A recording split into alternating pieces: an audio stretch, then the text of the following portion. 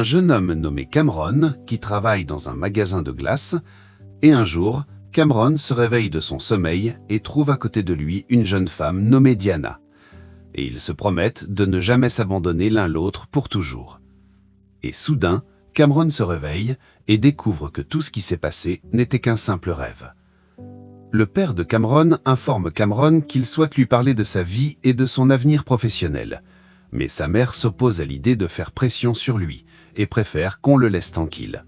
Mais son père insiste sur sa décision et lui accorde un délai de seulement 3 semaines pour réfléchir à une démarche utile dans sa vie. Dans le magasin de vente de glace, l'assistant du directeur, nommé Lenny, réprimande Cameron parce qu'il est arrivé en retard et lui annonce qu'il devra fermer le magasin lui-même ce jour-là. Mais Cameron s'y oppose en disant qu'il ne peut pas rester jusqu'à la fin du service car il a un rendez-vous avec Diana. Alors l'assistant du directeur se moque de lui car il doute qu'il soit réellement en couple avec Diana. Entre-temps, une femme étrange appelée Victoria apparaît et se tient devant la maison de la voisine de Cameron. Cameron termine son travail et discute avec sa collègue qui se plaint de devoir fermer le magasin et attendre la fin du service à sa place, et lui demande s'il a vraiment un rendez-vous avec Diana ou s'il ment.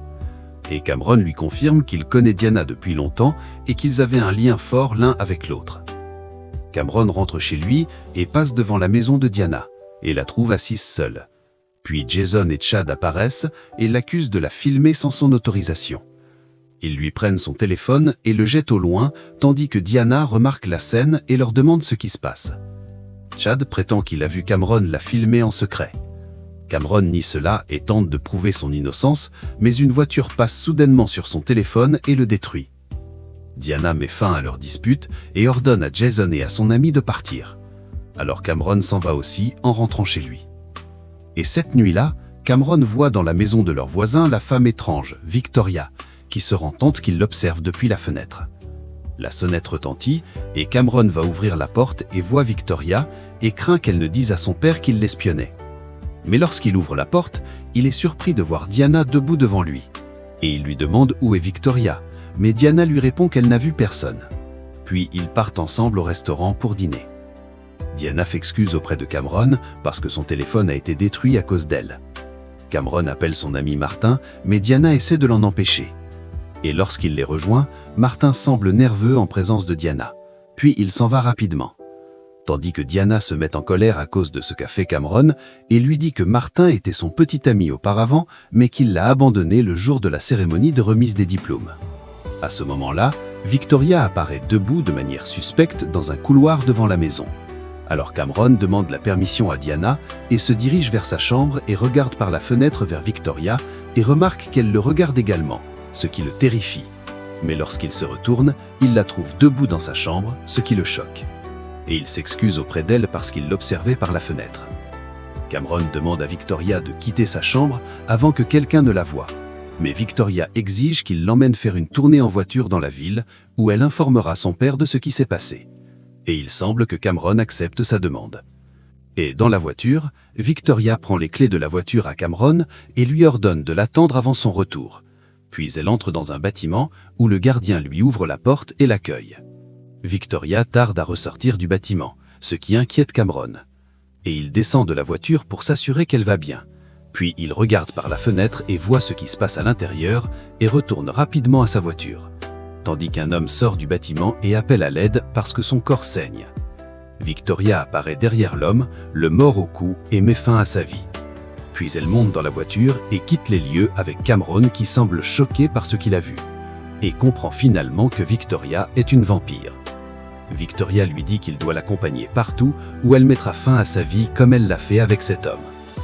Victoria arrive à la maison et demande à Cameron de lui faire confiance, puis elle le quitte et part. Le jour suivant, le père de Cameron voit des traces de sang sur la voiture de Cameron et lui demande d'où elles viennent. Mais Victoria apparaît soudainement et lui dit qu'elle a vu Cameron heurter un cerf blessé sur la route. Elle lui propose de couvrir les frais d'assurance de la voiture de Cameron à condition qu'il la transporte chaque jour en voiture aux endroits où elle veut aller. Une nuit, Cameron emmène Victoria quelque part et attend son retour dans la voiture comme d'habitude. Et après un moment, un corps tombe du haut du bâtiment à côté de la voiture, ce qui choque Cameron. Puis Victoria revient à la voiture avec les mains couvertes de sang.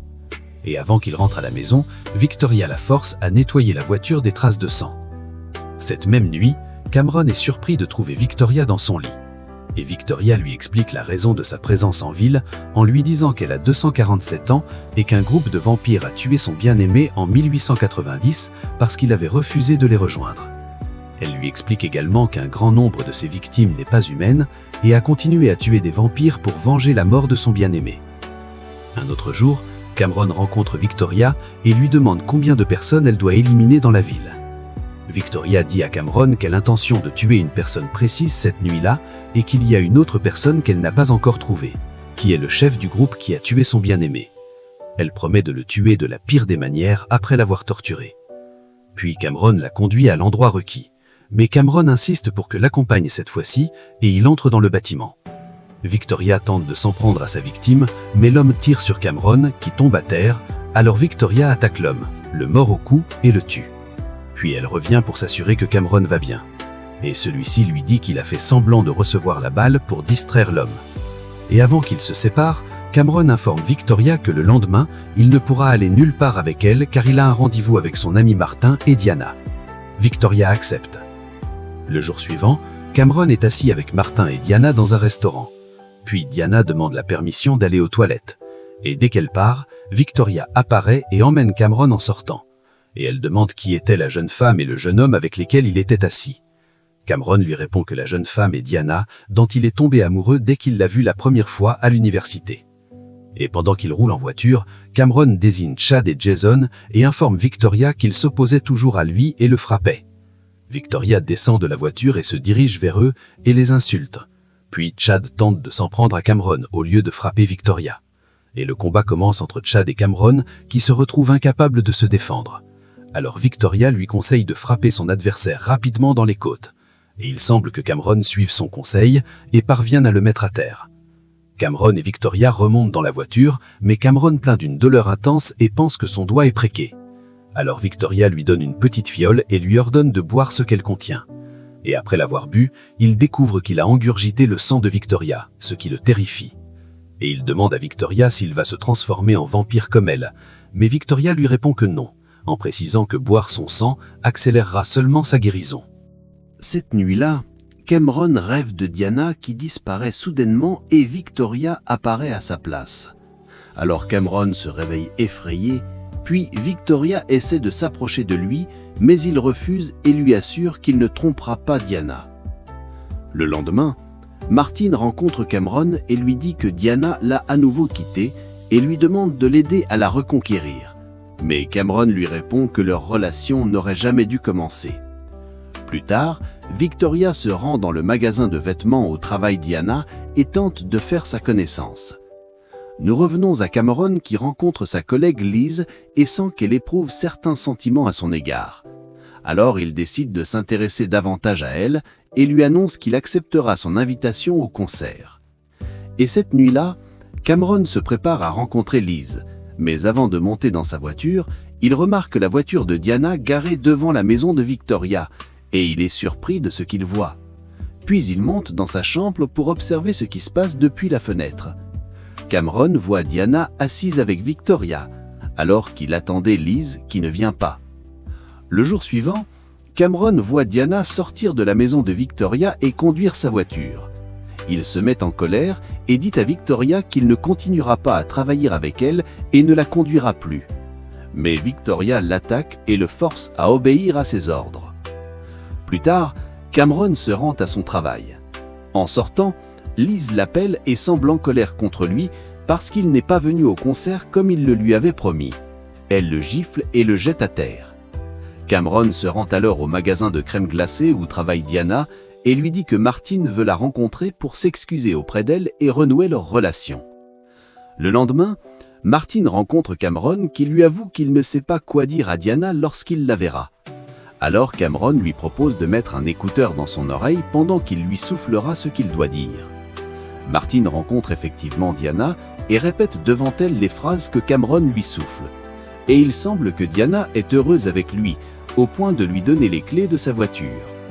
Cameron tente via l'écouteur de diriger Martin pour qu'il emmène Diana chez lui, Mais Martin refuse sa décision et change sa destination vers un autre endroit. Cameron se met en colère parce que Martin a ignoré son conseil et décide de les poursuivre avec sa voiture. Et après être arrivé à leur emplacement, Cameron se cache derrière un arbre pour observer ce qui va se passer, tandis que Diana enlève l'écouteur de l'oreille de Martin et le jette par terre, révélant ainsi qu'elle savait depuis le début que Cameron était celui qui lui soufflait ses paroles. Diana mord Martin au cou et Cameron découvre alors qu'elle est une vampire. Il est alors frappé par un choc violent et s'enfuit immédiatement. Puis il se rend au magasin de crème glacée où il travaille et demande à Lenny s'il a vu Liz, mais il ne la trouve pas. Et en sortant du magasin, il trouve Diana qui essaie de s'approcher de lui. Cameron lui demande de s'éloigner de lui parce qu'elle a tué son ami Martin. Alors Diana lui répond que Martin est toujours en vie et n'est pas mort. Puis elle ouvre le coffre de sa voiture qui contient Martin évanoui et lui explique qu'elle l'a mordu pour lui donner une force supplémentaire et faire de lui le meilleur joueur de l'équipe de baseball. Cameron est contrarié parce que Diana l'a trahi toutes ces années et ne lui a pas dit la vérité sur le fait qu'elle est une vampire. Diana lui répond qu'elle a essayé de le lui dire à maintes reprises, mais qu'elle n'y est pas parvenue. De plus, elle avait peur qu'il la rejette et la traite mal à cause de sa nature. Et elle lui avoue qu'elle l'aime depuis le premier jour où elle l'a vu. Diana dit à Cameron qu'elle ne voulait pas dès le départ être avec un humain parce que tous ceux qu'elle avait aimés étaient morts à cause d'elle, et qu'elle refusait de lui donner la moindre chance de se rapprocher d'elle, convaincue qu'ils ne pourraient poursuivre leur vie ensemble à raison de la différence de sa nature. Et pendant ce temps-là, Lenny les observait et écoutait tout ce que Diana disait à Cameron. Cette même nuit, Victoria apparaît devant Cameron et lui dit qu'elle ne savait pas que Diana était une vampire. Et elle lui dit également que le vampire qu'elle recherchait depuis tout ce temps et qu'elle veut tuer n'est autre que Diana elle-même. Puis elle déclare qu'elle va le prendre en otage jusqu'à ce que Diana vienne le sauver. Diana arrive soudainement à la maison et Lenny lui barre la route et lui annonce qu'il connaît parfaitement sa vérité et qu'il la révélera à tout le monde. Alors Diana se met en rage et l'attaque pour boire son sang. Puis elle se dirige avec Martin pour prendre d'assaut la maison. Et une violente bataille éclate entre elle et Victoria, où Victoria prend initialement le dessus sur Diana, mais Cameron intervient et la sauve. Victoria saisit un couteau et essaie de poignarder Diana, mais son coup ne touche pas la cible. Et alors, Diana assène un coup puissant à Victoria et la jette au sol. Et elle lui demande de l'écouter pour connaître la vérité sur ce qui s'est passé il y a un siècle. Puis elle lui dit que leur chef était un personnage très maléfique et que tout ce qu'elle souhaitait était de s'enfuir loin des eaux. Et lorsqu'elle a rencontré l'amoureux de Victoria, elle lui a fait part de son désir de fuir, alors il lui a promis de l'aider et de l'éloigner des eaux. Il lui a donné son sang et l'a transformé en vampire. Mais le chef des vampires a tué l'amoureux de Victoria quand il a découvert ce qu'il avait fait. Victoria s'excuse auprès de Diana parce qu'elle ne supporte pas la culpabilité de la mort de son bien-aimé. Et elle ressent une grande joie car elle a trouvé une personne bonne comme elle. Alors Diana lui dit qu'elle souhaite qu'elle mène une vie pacifique pour le temps qui leur reste. Puis ils disent adieu à Cameron et partent en le laissant seul. Et le lendemain, Cameron avoue à ses parents son désir de devenir écrivain célèbre. Cameron dit à ses parents qu'il se concentrera sur l'écriture d'histoires sur le monde des vampires. Puis il se rend au magasin de crème glacée où il rencontre Liz et s'excuse auprès d'elle de son comportement récent. Et il lui raconte les détails de ce qu'il a vécu, mais Liz ne croit pas la plupart de ses propos et accepte ses excuses et décide de continuer avec lui parce qu'elle l'aime.